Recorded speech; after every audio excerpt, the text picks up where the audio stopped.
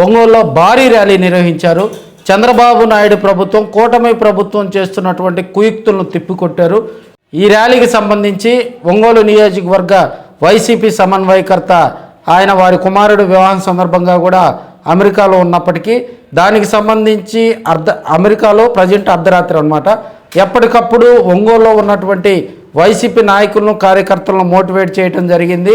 చుండూరు రవి ఎప్పటికప్పుడు లోకల్గా ఉన్నటువంటి వైసీపీ ఆయా డివిజన్లో వచ్చే నాయకులు కార్యకర్తలు ఫోటోలను కూడా ఎప్పటికప్పుడు వాట్సాప్ ద్వారా షేర్ చేయించుకొని ఏ డివిజన్లో ప్రజలు తక్కువగా వస్తున్నారో తెలుసుకొని అక్కడ కార్యకర్తలు నాయకులను విలేజ్లో కూడా మోటివేట్ చేసి గ్రామ కమిటీల ద్వారా అదేవిధంగా డివిజన్ కమిటీల ద్వారా కూడా భారీగా వైసీపీ నాయకులు కార్యకర్తలు ఈ ర్యాలీలో పాల్గొనేలాగా మోటివేట్ చేయడం జరిగింది. వచ్చినటువంటి వైసీపీ నాయకులు కార్యకర్తలు ఈ ర్యాలీలో పాల్గొని వారంతా కూడా ర్యాలీని జయప్రదం చేసినందుకు ఆయన ప్రత్యేకంగా ధన్యవాదాలు తెలిపారు. రాష్ట్ర వ్యాప్తంగా వైఎస్ జగన్మోహన్ రెడ్డి గారి ఆదేశాల మేరకు ప్రతి నియోజకవర్గంలో హెడ్ క్వార్టర్స్లో వెన్నుపోటుకు 2 సంవత్సరాలనే నిరసన కార్యక్రమం ర్యాలీ ద్వారా చేయడం జరిగింది. దాంట్లో భాగంగా ఈరోజు ఒంగోలు అసెంబ్లీ ఇన్ఛార్జి చుండూరు రవి గారి పిలుపు మేరకు ఈరోజు అంబేద్కర్ భవనం నుంచి చర్చ్ సెంటర్లోని వైఎస్ఆర్ విగ్రహం దాకా ర్యాలీగా వచ్చి ప్లకార్డ్స్ తోటి జెండాలతోటి కార్యకర్తలందరూ పాల్గొనడం జరిగింది. మనం గమనిస్తే గత ప్రభుత్వంలో జగన్మోహన్ రెడ్డి గారు పరిపాలనలో మరి ఎవరైతే అర్హులు ఉన్నారో వారింటికి ప్రతి అర్హులైన ఇంటికి మన సచివాలయ వ్యవస్థ అదేవిధంగా వాలంటీర్ వ్యవస్థను పెట్టి ప్రతి ఇంటికి కూడా వాళ్ళు ఏ పథకాలు అందాలో ఆ విధంగా అందరికీ పథకాలు అందేటట్టు చేశారు. మరి అందరికీ రైతులకు కానీ మహిళలకు కానీ అదేవిధంగా విద్యార్థులకు కానీ ఆరోగ్యశ్రీ కానీ ఫీజు రియంబర్స్మెంట్ ఇవన్నీ కూడా చక్కగా జరిగినాయి. కానీ ఎలక్షన్ల ముందు ఏదైతే కూటమి ప్రభుత్వం ఈ హామీలు ఏదైతే జగన్మోహన్ రెడ్డి గారు అమలు పరుస్తున్నారో వాటికన్నా కూడా డబుల్ ఇస్తామని చెప్పి సూపర్ 6 అని అనేక హామీలు మేనిఫెస్టోలో పెట్టారు. మరి ఈరోజు 2 సంవత్సరాలు ఇప్పటికీ గమనిస్తే ఆ మేనిఫెస్టో చూస్తే దానిలో ఏ ఒక్కటి కూడా సక్రంగా మరి అమలుపరచలేదు. ముఖ్యంగా సూపర్ 6 అన్నారు. సూపర్ 6లో మరి శ్రీనిధి అన్నారు, 1500 ఏళ్ళు దాటిన మహిళలకు అన్నారు.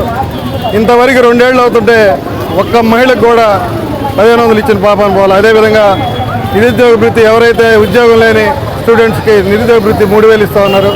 అది కూడా ఇప్పటి వరకు ఒక్కరికి కూడా ఇవ్వలేదు. రాష్ట్ర స్థాయిలోనూ ఏదో ఒక సర్టిఫికేట్లు క్రియేట్ చేసి మరి వీళ్ళు ఉద్యోగాలు ఇవ్వడం జరిగింది. ఒక్కొక్క ఉద్యోగానికి 15 నుంచి 20 లక్షల రూపాయలు దండుకొని మరి ఈ ఉద్యోగాలు ఇవ్వడం జరిగింది. ఇంతకన్నా అన్యాయం లేదు. ఈ దేశ చరిత్రలో ఎప్పుడు కూడా ఇలాంటి ఉద్యోగస్తుల దగ్గర ఉద్యోగాలు ఇస్తామని చెప్పి ఈ విధంగా ఎలక్షన్ ముందు మేనిఫెస్టోలో అమలు చేసిన హామీలు ఏ ఒక్కటి అమలు చేసావా నువ్వు రోజు చంద్రబాబు నాయుడు గారు నేను అడుగుతున్నా. మన మానాడు మీటింగ్లో మీ అబ్బాయి అంటాడు వైఎస్ జగన్మోహన్ రెడ్డి గారు ఏదన్నా మేము పథకాలు చేయకపోతే అడగమని అంటాడు. ఏ పథకం చేసావా నువ్వు అనేది నేను అడుగుతున్నా. ఈరోజు మహిళలకు నువ్వు 18 సంవత్సరాలు దాటితే 1500 ఇస్తాను పెన్షన్ 1500 ఇస్తా అన్నావు. ప్రతి ఒక్క మహిళకి ఇచ్చావా? అది నువ్వు ఎన్నిపోటు పడిచావో పడవలేదా ఒక్కసారి మీరు సవ్యంగా అర్థం చేసుకోండి. ఈరోజు 20 లక్షల జాబ్ కావాలంటున్నావు. 20 లక్షల మందికి ఉద్యోగాలు ఇస్తా అన్నావు. 20 లక్షల మందికి ఉద్యోగాలు ఎక్కడిచ్చావని మేము అడుగుతా ఉన్నావు. అలాగే పోతే నిరుద్యోగ వృత్తి 3000 అన్నావు. ఆ 3000 ఎంతమందికి ఇచ్చావు, ఎక్కడిచ్చావు అని అడుగుతున్నావు. గతంలో మేము ఉన్నప్పుడు 66 లక్షల మందికి మేము పెన్షన్లు ఇచ్చాము. ఈరోజు నువ్వు 60 లక్షల మందికే పెన్షన్లు ఇస్తున్నావు. మిగతా 6 లక్షల మందికి ఏమైనా అడిగితే ఈరోజు మీరు అంటా ఉంటుంది డెత్ అన్న. డెత్ అంటే డెత్ సర్టిఫికేట్ మీరు సబ్మిట్ చేయండి. ఎంతమంది తీసేసారని మేము అడుగుతా ఉన్నాం ఈ రాష్ట్ర ప్రభుత్వాన్ని. అయ్యి మీరు సబ్మిట్ చేయలేకపోతున్నారు. రోజు నీ తనయుడు నారా లోకేష్ విద్యాశాఖ మినిస్టర్గా ఉండి ఈరోజు డిఎస్సిలో మెరిట్ లిస్ట్ ఎందుకు వదలలేదని నేను అడుగుతున్నా. డిఎస్సిలో నువ్వు మెరిట్ లిస్ట్ ఎందుకు వదలా? ఎన్ని పోస్టులు నమోదంగావు? మా దగ్గర ప్రూఫ్లు ఉన్నాయి. ఒక్కొక్క పోస్టు 15 లక్షల వరకు ఈ రాష్ట్ర ప్రభుత్వం అమ్ముకున్నదని మాకు వైఎస్ఆర్ కాంగ్రెస్ పార్టీ మాకు ఆదేశాలు కనపడుతున్నాయి. ఇంత డిఎస్సి మీద కూడా ఇంత గందరగోళం జరుగుతుంటే ఈరోజు డిఎస్సి మీద వాళ్ళ కూటమి ప్రభుత్వం కానీ ఎవరైనా సరే ఒక్క మాట మాట్లాడట్లా. ఎందుకని? మీరు తప్పు చేశారని మీరు ఒప్పుకున్నారు కాబట్టి వాళ్ళ కూటమి ప్రభుత్వం మాట్లాడట్లా. చంద్రబాబు నాయుడు గారికి లోకేష్ గారికి హెచ్చరిస్తున్నా, ఖబర్దార్. 2 ఏళ్ళు మీ కూటమి ప్రభుత్వం వెన్నుపోటు పడిచింది. గతంలో చంద్రబాబు నాయుడు వాళ్ళ మామకి వెన్నుపోటు పడిచాడు. ఈరోజు ఆంధ్రప్రదేశ్ ప్రజల్ని గత 22 ఏళ్ళుగా వెన్నుపోటు పొడుస్తూనే ఉన్నాడు. అతనేమో అధికారంలో రాకముందు ఏదో చెప్పి గద్దెనెక్కుతాడో, గద్దెనెక్కిన తర్వాత ఏమో అసలు పట్టించుకోడు. 50 సంవత్సరాలకే పెన్షన్ ఇస్తా అని చెప్పేసి నువ్వు గద్దెనెక్కావు. ఇవాళ బీసీ ఓట్ల గురించి నువ్వు 50 సంవత్సరాల పెన్షన్ ఇస్తానికి బీసీ ఓట్లు మొత్తం వేసుకొని వాళ్ళ బీసీ 50 సంవత్సరాల పెన్షన్ ఏమైంది? చంద్రబాబు నాయుడు గారు మిమ్మల్ని అడుగుతున్నాము, ఏమవుతుంది? గుర్తుపెట్టుకోండి, మీరు ఎన్నికల్లో చెప్పిన వాగ్దానాలు మొత్తం వెంటనే నెరవేర్చాలని చెప్పేసి వైఎస్ఆర్ కాంగ్రెస్ పార్టీ గౌరవ విభాగం తరఫున తీవ్రంగా ఖండిస్తున్నాను. అట్లాగే మీరు హెచ్చరికంటే హెచ్చరిక అనుకోండి, ఖండిపంటే ఖండిపు అనుకోండి, మీకు చేతనైంది మీరు చేసుకోండి. జగన్మోహన్ రెడ్డి గారికి అండగా దండగా మేము ఇప్పుడు నిలబడతామని చెప్పేసి రాబోయే ఎన్నికల్లో 2029 ఎలక్షన్లో వైఎస్ఆర్ కాంగ్రెస్ పార్టీ జెండా రేపరపలాడే విధంగా ఒంగోలు నగరంలో మా ఇన్ఛార్జ్ చుండూరు రవిబాబు గారి ఆధ్వర్యంలో, మా జిల్లా ఇన్ఛార్జ్ భూసేపల్లి శివన్ ఆధ్వర్యంలో మేము గట్టిగా పోరాడతామని చెప్పేసి జై జగన్, జై జగన్, డౌన్ డౌన్ కూటమి ప్రభుత్వం, డౌన్ డౌన్ కూటమి ప్రభుత్వం. జగన్మోహన్ రెడ్డి ఏ మాట అయితే చెప్తాడో అది ఏదైతే చెప్పిండో మా నాయకుడు చేస్తాడు. కానీ చంద్రబాబు నాయుడు పచ్చి అబద్ధాలు, అంటే తను ఏదైతే చెప్పగలడు, ఏదైనా చేయగలడు. మనిషిని ఎన్నిపోటు పడితే చంపేసి తను ముఖ్యమంత్రి అయ్యాడు. అంటే తనకు అలవాటు కాబట్టి జనాలు కూడా అలానే నాకు ఓట్లు వేస్తారని అలానే మోసం చేశారు జనాలు. ఏ ఒక్కటి చెప్పారో ఆ ఒక్కటి నెరవేర్చిపోవడం కనుక కనీసం గ్యాస్ అన్నాడు, మహిళలకి మరి గ్రూప్ డబ్బులు అన్నాడు, మహిళలకి 15,000 డబ్బులు అన్నాడు. అలానే పిల్లలకు కూడా చదువుకుని పిల్లలకి ఒక్కరైతే ఒక్కరు కాదు, ఇంట్లో ఎంతమంది అంటే ఇంట్లో నలుగురు కూడా నేను డబ్బులు వేస్తానన్నాడు. ఎక్కడ వేసావయ్యా చంద్రబాబు నాయుడు అని నేను అడుగుతున్నా. ఈరోజు కాస్త సిగ్గుండాలి.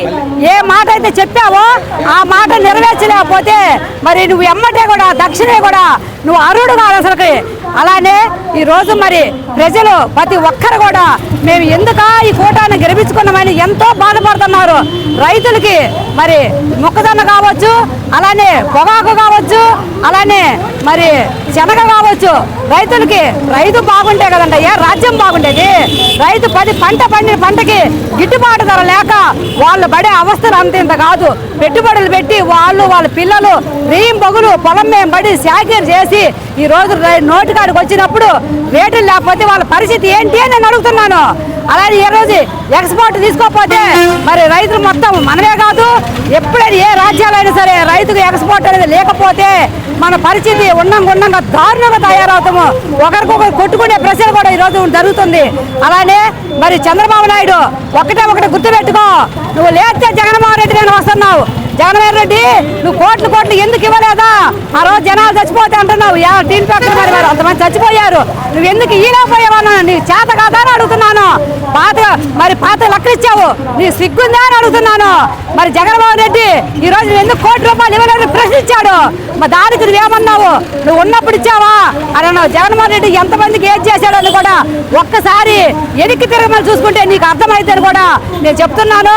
రాబోయే రోజుల్లో కాబోయే సీఎం మా జగన్మోహన్ రెడ్డి అఖండ విజయంతో 175కి 175 సీట్లు మేము గెలిపిస్తామని కూడా ఆడవాళ్ళు కొంగు పెట్టుకొని చెప్తున్నాను. జగన్ అన్నది గెలిపించి తిరుతాము మేము. రాష్ట్రం ఒక మహిళగా నేను ఈరోజు మాట చెబుతున్నాను. ఎందుకంటే మంచివాడికి మంచే జరుగుద్ది, చెడ్డవాడికి ఎప్పుడు చెడ్డే జరుగుద్ది. ఎందుకంటే యద్భావం తద్వతి, మీరు ఏదైతే మోసం చేశారో అదే మోసము. జనాలు మిమ్మల్ని తిప్పికొట్టి మిమ్మల్ని బుద్ధి చేస్తారని కూడా ఈ ప్రభుత్వాన్ని తరిమి కొడతారని కూడా నేను చెప్పగలుగుతున్నాను. ఇంతటితో ఇది మానుకుంటే జగన్ గురించి ఎక్కడ కూడా నోరు జారితే కూడా మీకు మర్యాద కూడా కొడుతుందని నేను ఇలా చెప్తున్నాను. అయ్యా చంద్రబాబు గారు, మీరు వచ్చిన 2 ఏళ్లలో మాకు జరిగింది అయితే ఏమీ లేదు. చాలా మంది నిరుద్యోగులు ఇళ్లల్లో ఉండి ఎంత బాధపడుతున్నారో, ఎంత ఏడుస్తున్నారో వాళ్ళ ఏడుపులు అయితే మీకు ఖచ్చితంగా తగులుతాయి. సూపర్ 6 అన్నారు, సూపర్ 6లో కనీసం మీరు ఒక్కడ కూడా ఇవ్వలేదు. గ్యాస్ ప్రతి ఇంటికి గ్యాస్ 3 సంవత్సరాలు గ్యాస్ ఇస్తామన్నారు, ఒక గ్యాస్ లేదు. పోయినసారి తల్లికి వందనం అని పోయిన ఏడాది మీరు వచ్చిన కొత్తలో డబ్బులు వేసామన్నారు, అయ్యి ఎవరికి పడలేదు. ఇదే సంవత్సరం మళ్ళీ ఇదే రోజు డబ్బులు వేస్తామన్నారు, ఇవాళ ఎవరికి పడలేదు. మళ్ళీ నిరుద్యోగ వృత్తి కింద ఈ డిగ్రీ చదివి ఇంటి దగ్గర ఊరుకున్న వాళ్ళకి నెలకు 3,000 లెక్కన ఇస్తా అన్నారు, అది లేదు. మళ్ళీ ఇంకోటి వచ్చి వాలంటీర్ వ్యవస్థ. అసలు డిప్యూటీ పవన్ కళ్యాణ్ గారికి మీకు నిజంగా చేతులైతే దండం పెట్టుకోవాలి. ఎందుకంటే మిమ్మల్ని నమ్ముకొని చాలా మంది అబ్బాయిలు చాలా మంది ఇంట్లో జరగనోళ్ళు మా జగనన్న హయాంలో వాలంటీర్లుగా చేసిన వాళ్ళు చాలా మంది ఉన్నారు. వాళ్ళకి నెలకు 5,000 లెక్కనిచ్చి ఇంటింటికి 50 ప్రతి ఇంటికి వాలంటీర్ని పంపించేది. ఒక 50 కుటుంబాలని ఇచ్చి ఆ 50 కుటుంబాలకు కావాల్సిన పనులన్నీ ఇంటి దగ్గరకే నేరుగా ప్రజల వద్దకే పాలనని జగనన్న తీసుకొని వస్తే మీరు మాత్రం మాత్రం అమ్మా మేము అన్యాయం చేయమమ్మా, మేము ఒక అన్నగా చెప్తున్నాను, ఒక చెల్లెలుగా మేము మీకు అన్యాయం చేయమని మీరు చెప్పిన పవన్ కళ్యాణ్ అన్నగారు ఇవాళ ఎక్కడికి వెళ్ళారండి? 1,30,000 మంది వాలంటీర్స్ ఎంత బాధపడుతున్నారు ఒకసారి అర్థం చేసుకోండి. మీరు కూడా మీరు వచ్చిన 2 నెలల్లో ఏం మంచి జరిగింది పెద్దలకు చెప్పండి. ప్రతి ఒక్కళ్ళు ప్రతి ఇంటికి వెళ్తే బాధపడేవాళ్ళే. జగనన్న 50 మందికి ఒక వాలంటీర్ని పెడితే మీరు ఒక 50 మంది ఉండే చోట ఒక బెల్ట్ షాప్ పెట్టారు. ఇది ఎక్కడ న్యాయం చెప్పండి? ఆడవాళ్ళు ఎంతమంది ఎంత బాధలు పడుతున్నారో మీకు తెలుసా?